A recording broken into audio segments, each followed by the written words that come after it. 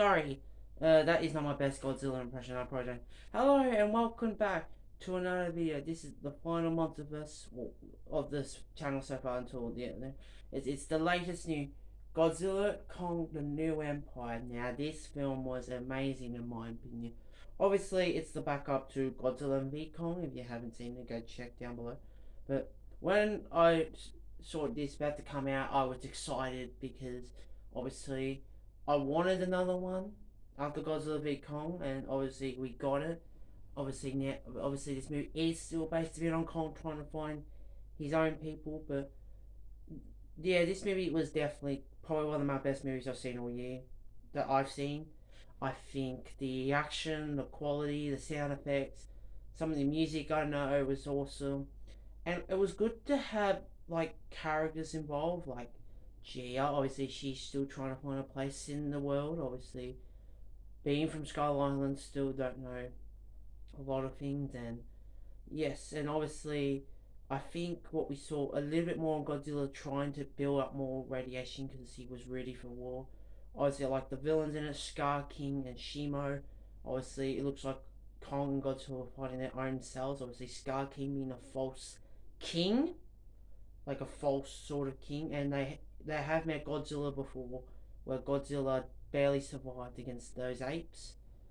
Obviously, with Mini Kong, obviously being in it, I find him very funny, Mini Kong. So yes, definitely this film was great. I really enjoyed the characters that got in it, especially it felt like a bit of Planet of the Apes kind of clash, like teleporting to a different part because obviously Kong's in Hollow Earth, where Godzilla's in like the main sort of Earth trying to stop other Titans. Obviously, if they sense each other, then obviously the whole world is doomed because they don't like each other. But I did like Brian Tyree Henry in this. Obviously, he was good in it. Rebecca Hall was good, and I love Trapper. He was funny. Basically, he was like yeah, your basic expert knows how what something's wrong, and yeah, then obviously seeing Godzilla turn pink, that was unreal. Obviously now that he's involved, he's unstoppable, and obviously with Kong seeing Godzilla, fighting Scar King the first time, and then obviously he controls Shimo with his like I don't know what it might control her to do the stuff for him, and then yes, obviously yeah, this film was definitely amazing. And then obviously when Kong went after Godzilla, that roar from Egypt to what's I don't know the name Jabari. That's like miles away because their roar is so massive. And then obviously, obviously we know Godzilla doesn't like working with people, but obviously Kong wanted his help, and we saw them fight in Egypt. And yeah, Godzilla pretty much won that fight a little bit. Same with Kong. I mean, obviously got nothing to change even with Kong's gauntlet, like hand backup gauntlet to protect the frostbite from Shimo. And yeah, and then having Mothra come back, I think that was a great idea to have Mothra back.